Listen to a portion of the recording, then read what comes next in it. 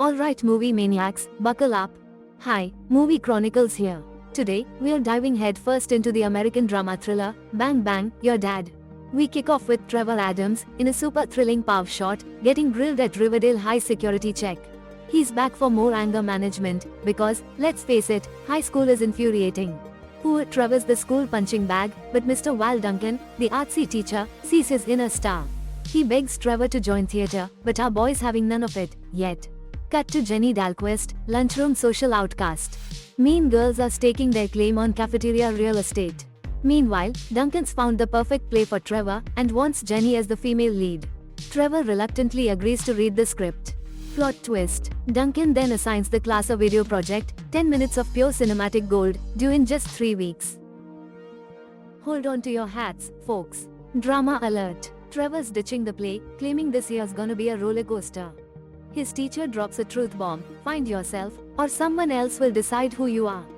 Ouch. Meanwhile, the mean girls are telling Jenny, dump Trevor or kiss your social life goodbye. But wait, plot twist. At the library, amidst script talk, Jenny grills Trevor about that rumor, the one where he threatened to detonate the football team. Turns out, he confessed, blaming it on the blues. Fast forward, Trevor's back in the game, ready to rock the play. But life ain't easy. At the cleaners, a customer does a 180 the moment she sees Trevor, talk about awkward. And at home, a battle royale erupts. Trevor's got play practice, dad needs help at the shop, and mom's caught in the crossfire. Can Trevor juggle drama, rumors, disapproving customers, and family feuds all at once? Stay tuned. Hold on to your hats, folks. We're diving headfirst into chaos.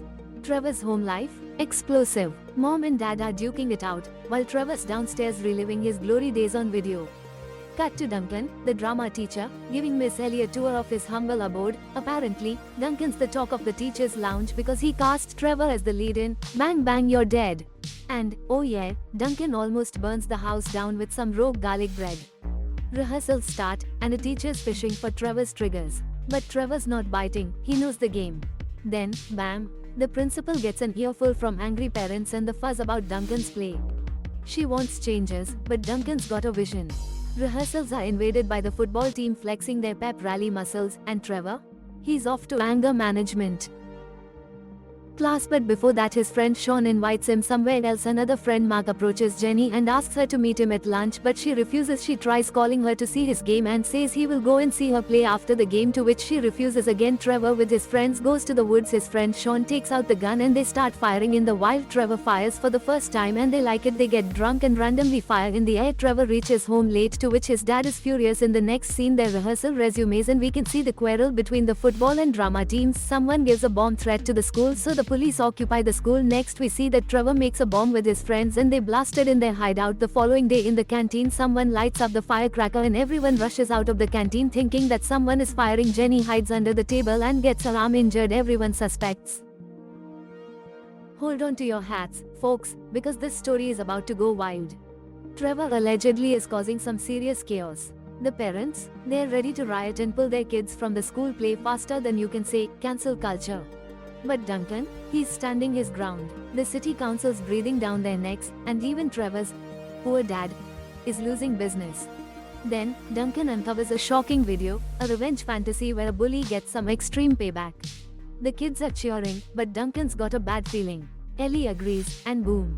Authorities descend. Trevor's locker and house are under investigation, all while he's trying to rehearse a play he clearly doesn't understand. Duncan confronts him, the police arrive, and Trevor's whisked away. And the cherry on top? Trevor's parents are at their wits' end, just begging to help their problematic kid.